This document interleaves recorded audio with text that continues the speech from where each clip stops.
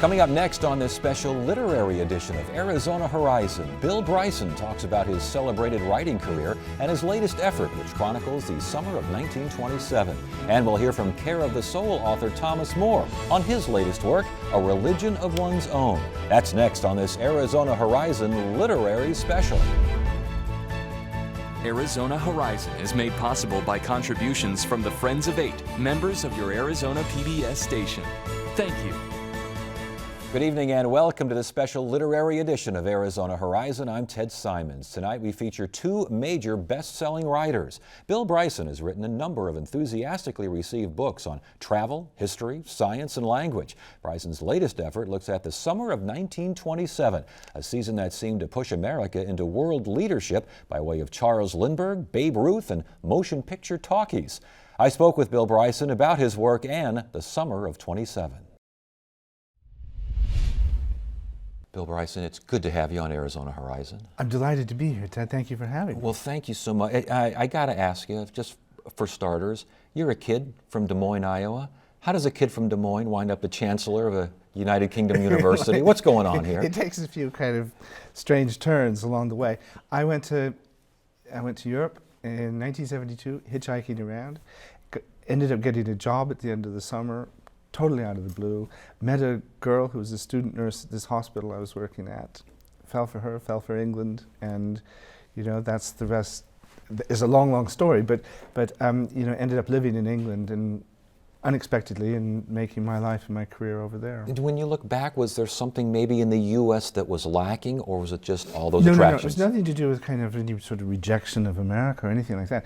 It was much more of a just as this new unexpected opportunity came along. I mean, I really liked England. I really like still, even after all these years, I like being a foreigner. It's kind of a privileged position. And it's not at all hard to live in England. I mean, I still come home a lot. America is, even though I haven't really lived here very much for 40 years, it's still home.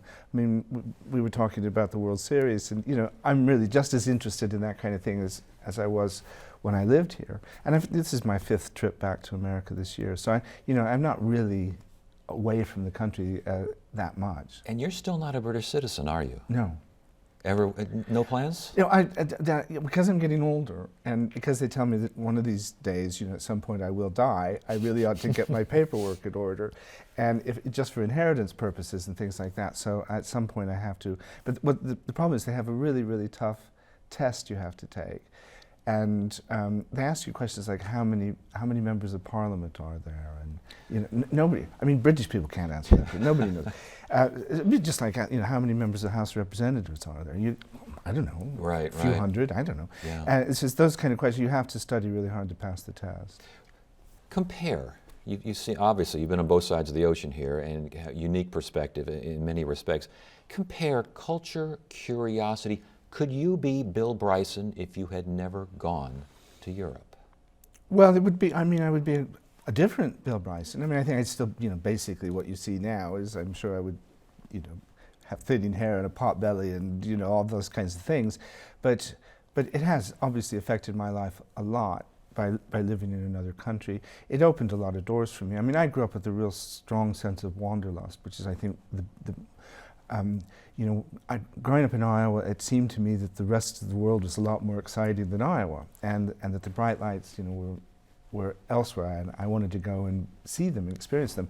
And so, when I had a chance to settle in Europe, I thought I was the luckiest guy in the world. And I still kind of feel that way. I mean, I still feel privileged to be able to have a life that is kind of rooted in 2 different countries. That wanderlust led to the travel books, which you are very well known for. When you write a travel book and you are wandering, do you write as you wander, or do you wait to come home and then write? Well, I take notes a little bit as I wander, but most of it is done when I come home. That's, I have, the writing is, it's too time consuming to do it when you're on the road, and it would interfere with actually having the experiences necessary to kind of gather material. So I do most of the writing after the fact. When you leave, like on the Appalachian Trail, and you decide to take that particular journey, do you leave knowing, I'm going to write about this, or do you leave going, I'm going to take a walk in the woods, maybe I'll write about it? So I knew I was going to write about it, but every single day I was thinking, I don't know how I don't know how we're going to get a book out of this, because nothing was happening. We were out hiking the Appalachian Trail. I mean, we were leading very full days, but we were just walking. It is the most repetitive activity you can imagine, and for a long time it didn't seem as if we were doing anything interesting. We just getting up in the morning, walking all day, and then kind of falling into sleeping bags at night. And I thought, I don't know how I'm ever going to get a book out of this. How did you get a book out of that? Well, partly because the guy I went walking with, Stephen Katz, was a spectacularly eccentric fellow, and he made a big difference. And then we started meeting people along the way, some of them colorful, some of them just did us kindnesses, and then the Appalachian Trail itself is a fantastic thing. And, we're so lucky in this country to have these eastern woodlands. I mean, you go out there and you're in right now you're in the same environment that as Daniel Boone would have been in, or that George Washington was riding through. So it's like time travel. You can go out into the woods and it's just like it was 200 years ago. It's beautiful back there. Now, and you're a travel writer. You're also you've written memoirs. You've written about science. You've written about history. What was it? The short history of just about everything, or what? That's almost right. It's a short history of nearly everything. How does one sit down and say, I think I'll write about everything, or almost everything? That was a kind of crazy one. I was, and again, I was wondering at times when I was doing that, what am I doing here? What's happening here? But it was, the whole idea of that book was that I had always been fascinated by science, but I was terrible at science at school. And I thought, there's got to be some level at which I can engage personally with science and understand it without doing all the equations and theorems and everything. But there's got to, because science explains everything. It tells us who we are, how we got here, where we're going, what we need to do if we want to get where we want to go. All those things. Science is, is hugely important to every single thing in our lives. And I thought, well, there's got to be some level at which I can interact with it. And with that, I want to get to the writing process for you. First of all, how do you write? And when you're writing the science, I want to get to 1927 here in a second, your most recent book. But when you write the short history of just about everything, are you writing for someone? Do you see that person out there? Is it someone on your shoulder? Who are you writing for? Well, I do try to be conversational. I don't try to be like stern and formal.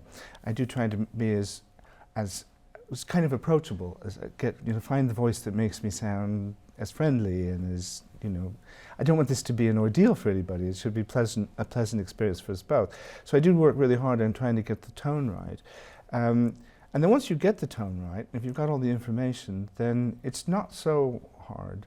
But it is actually quite hard. But it's not. The hard part really is getting that kind of first paragraph down and getting your voice right. Yeah, and now the latest book deals with 1927. Why? It's all about the summer of 1927, and it turns out, I didn't know this, but I found kind of by accident, the summer of 1927 was the most eventful, magical summer that any nation has ever had, certainly in peacetime. And it was just one thing after another. You had Charles Lindbergh fly the Atlantic, which was a hugely joyous event for America and the world. Babe Ruth hit 60 home runs, and so it gave me an opportunity to bring a lot of baseball into it. You also had, it was probably the most exciting baseball season ever. You had lots of other things like Sacco and Vanzetti, these notorious anarchists, were executed that summer. That was a really big, rather dark story, but a really big story. They've started filming, they filmed The Jazz Singer, the first talking picture, which transformed popular entertainment. Started carving Mount Rushmore, just one thing after another. It was just kind of just dizzyingly eventful summer. And America leading the way in a fashion that, do you think Americans knew they were leading the way as all this was going on that summer? They were just discovering it. It was a really interesting thing. I mean, America had been unquestionably the richest and most important nation on the planet for some time, at least since the First World War, but probably pretty much for the whole of the 20th century. But it didn't have that confidence. It didn't see itself. It still looked to Europe for leadership. When economic decisions were to be made, it was the governors of the Bank of England, the Bank of France, the Reichsbank, that made these decisions. America kind of followed. And the summer of 1927 was just the period when it was suddenly kind of discovering itself. It was really, if America were a kid, it was like, it was 18 years old and it was just about to leave home. It was growing up. It was just about to burst out on its own. And you really, really see that happening in the years that followed. I mean, if you just think about kind of how America was in World War II, it was our war. I mean, once we entered, we took charge. You know, there was no question that Eisenhower was going to be in charge of the invasion and everything. America had suddenly gotten, just in a decade, it had gotten really, really confident. And a lot of the things that happened in the summer of 1927, not least Charles Lindbergh's flight, really gave America that confidence. And yet, with that confidence, with all of that achievement, way out there in the future is this Great Depression just waiting to happen. When you researched and wrote the book, was that future always in mind, or were you, just like everyone else in America at the time, reveling in the good times? Well, it's a very interesting question, Ted, because of course I had the advantage over all the people I was writing about, that I did know how it turned out. I know, I know everything.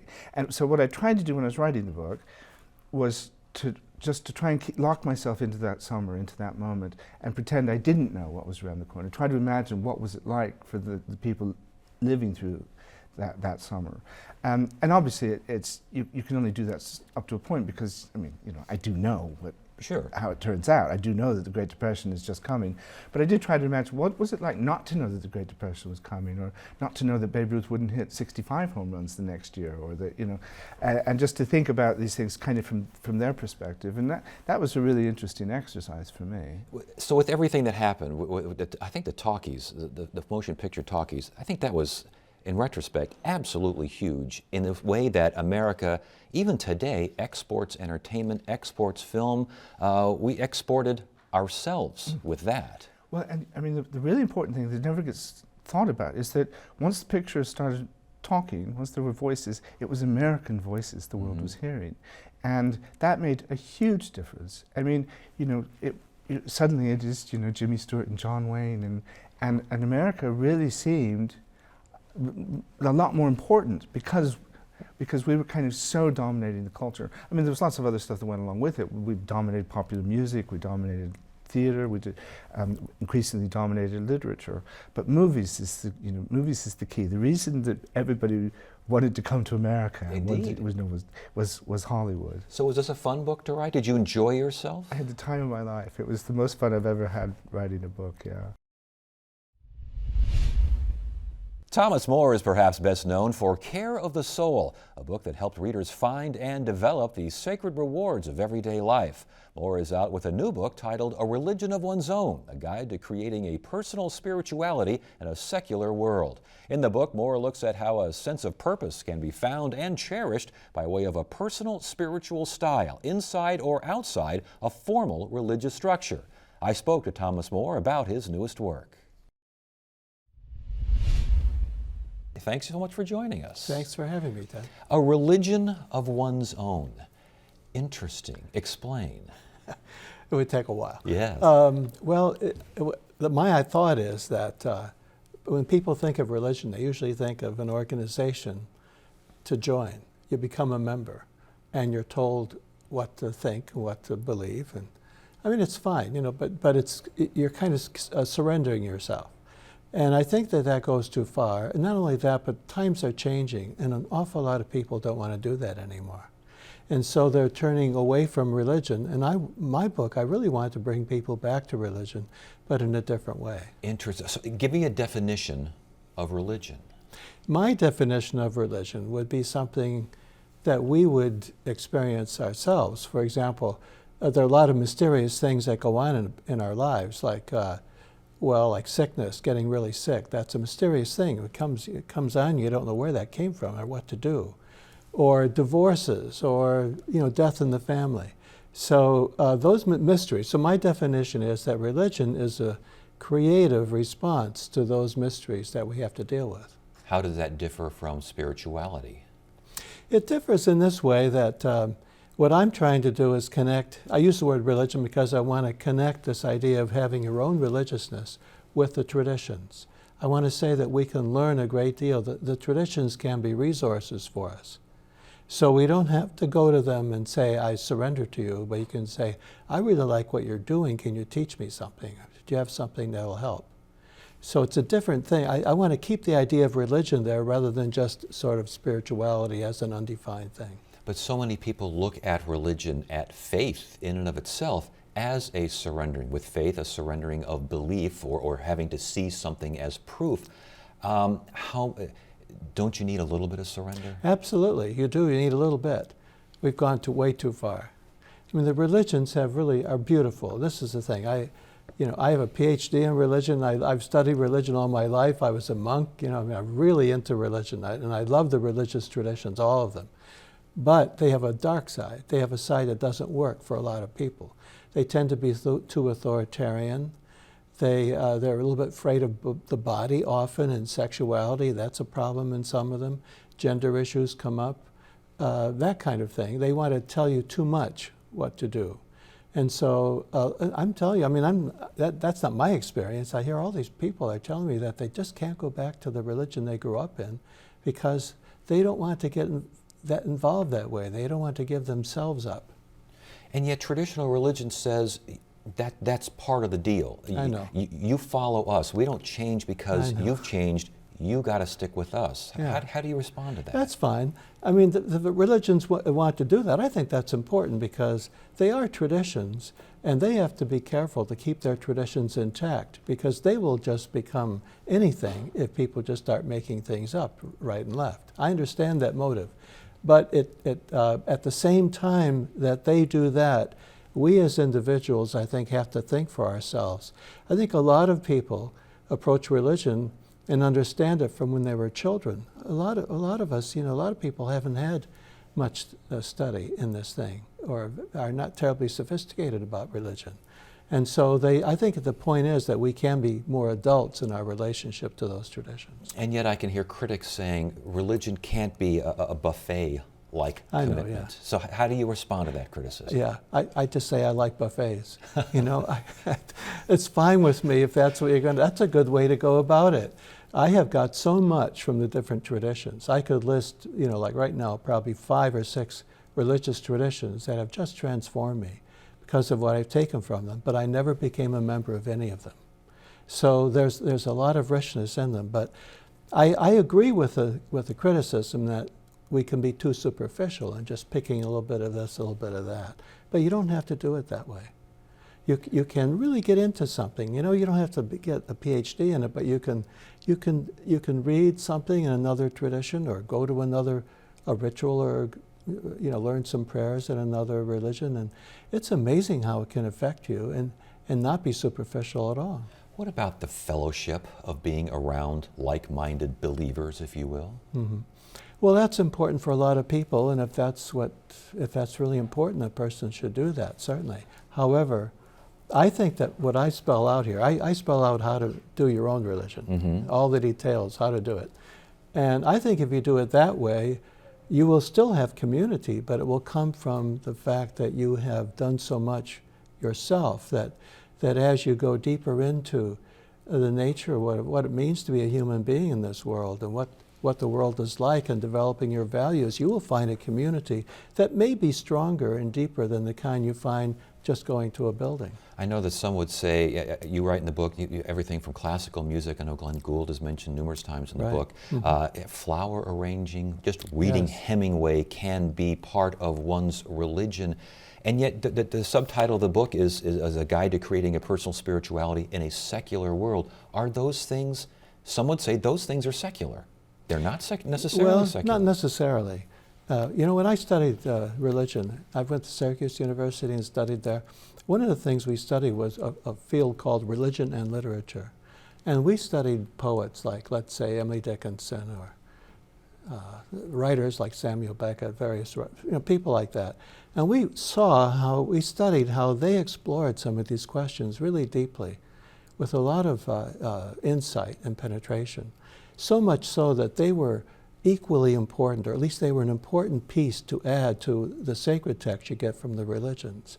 So it's a way of looking at what we have considered to be secular to see that there's more to it than that the artists especially penetrate so deeply that they can supplement our religious understanding. So when you hear a Glenn Gould recording, or you go to an art museum and you see De Chirico, a painting, or you just you walk, take a hike in nature, and that feeling, everyone's felt it. No, you can't deny this, anyone out there. You've felt it, this just, you call it bliss. Yeah. Is that religion? Yes. Is that In spirituality? my definition, it is. In my definition, it's religion because, first of all, it's a practice. You're doing something. And it is a practice that makes sense to you because of the way you have thought it through. That's your theology, in a way, how you understand the world. And for you, nature may be an important source of your spiritual nurture. And for somebody else, like me, Glenn Gould does it. But then I look at Glenn Gould, his writings, some of the things he reflected on, and he talks about how, for him, playing music was a way of touching divinity. And I take that seriously. I don't take it as a mere metaphor. The same thing with Edgar Mitchell. He goes off as an astronaut to the moon, and on his way back, he says that he just had a sense of the unity of everything and how everything's connected. He came back a transformed person. I would call that religion. That was a mystical experience he had. But because we don't usually think of it that way, we explain it psychologically or in some other terms.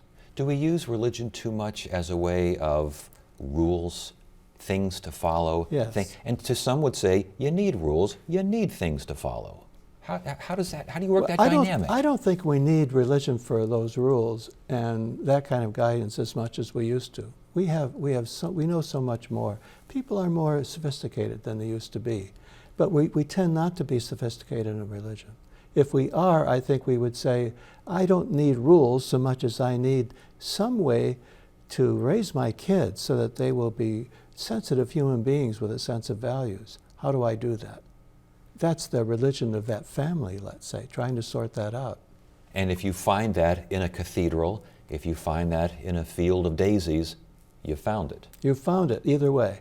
When I started writing this book, I was writing about Henry David Thoreau. He didn't build a cathedral, he built a little cabin. Mm-hmm. And he built it by a pond, by a lake. And for him, that was like an edifice, a sacred edifice. And he thought of it that way. He thought of it that way. So I thought he was a good model for this religion of one's own. In the book, you mentioned a quote, "The world is ruled by letting things take their course." Letting things take their course. And that's a biggie for you, isn't it? Explain. It please. is. Well, I get that from my study of formal religions. I get that from China. For example, the Tao Te Ching is a wonderful sacred text from China. I read it 3 or 4 times a year just to keep my own spirituality honed, and so that spirit, that way of looking at things is there. And so I take that and I say, the Chinese had a really good idea there. I'm going to make it my own. This is going to be a principle, one of the principles of my life. Let things take their course. Don't interfere so much. Notice what's happening. Go with it instead of always fighting because you think you know better. And I think that way of life, of reading the signs, of letting life happen, it's more religious than feeling you have to control and understand everything. Is there one more quote here before I come to another criticism, but a little atheism can keep your faith in God honest. Yeah. I like that quote. Tell me more. Well, atheists are great because they are criticizing a lot of the beliefs that are around. They tend to criticize the really real traditional beliefs. They don't really go after the subtleties usually. Mm-hmm.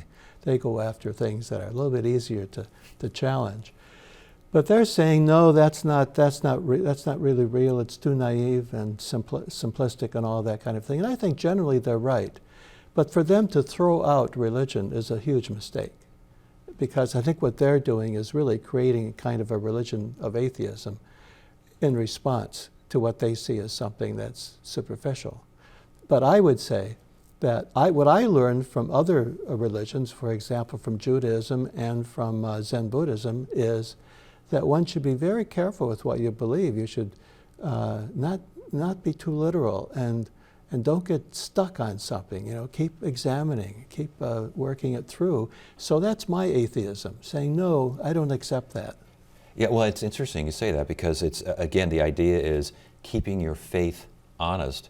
If people of faith, they need to be tested. You can't just walk around whistling and around. Absolutely. You've got to be able to explain yourself or at least understand it. It sharpens one's faith, absolutely. For those, and I've heard this criticism, that this kind of an idea is basically narcissism dressed up as spirituality. Mm-hmm. Again, how would you respond to that? Well, I think I know the difference between narcissism and taking responsibility for yourself.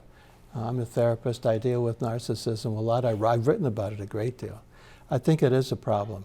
I don't feel there's any narcissism in this idea. I really don't. To me, this is an important, serious idea for America at this time, because religion is really hurting us. A kind of old-time religion, where we don't really go deep enough. We just take a lot of beliefs, and we fight each other, and we justify a lot of the violence that we do based on those, I think, naive religious beliefs. So what I'm saying here is to be a responsible person and really think things through and participate. Don't be passive. That's not narcissism. That is taking responsibility. So someone's listening right now, they're watching this program, they're saying, give me a head start, give me a way to start this process. I was raised in this church, in this temple, in this mosque, in this faith. I like what he's saying. Where do they start? Well, I would start by going to a bookstore or a library and pick up the Tao Te Ching. The Tao Te Ching.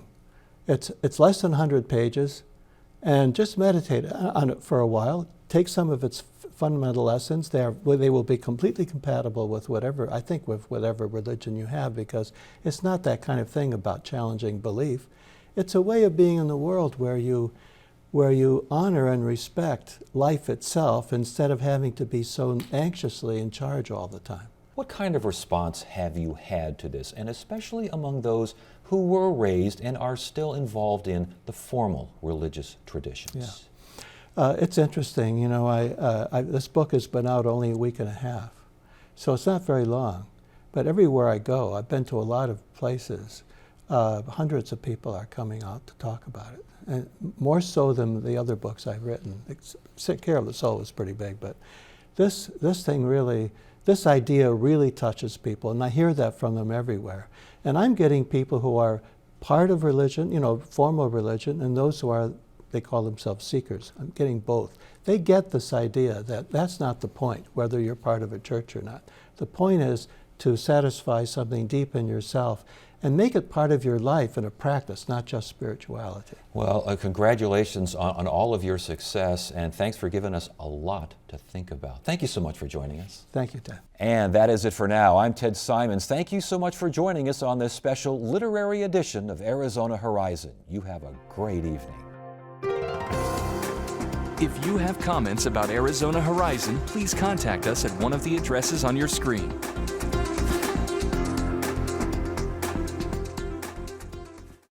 Arizona Horizon is made possible by contributions from the Friends of Eight, members of your Arizona PBS station. Thank you.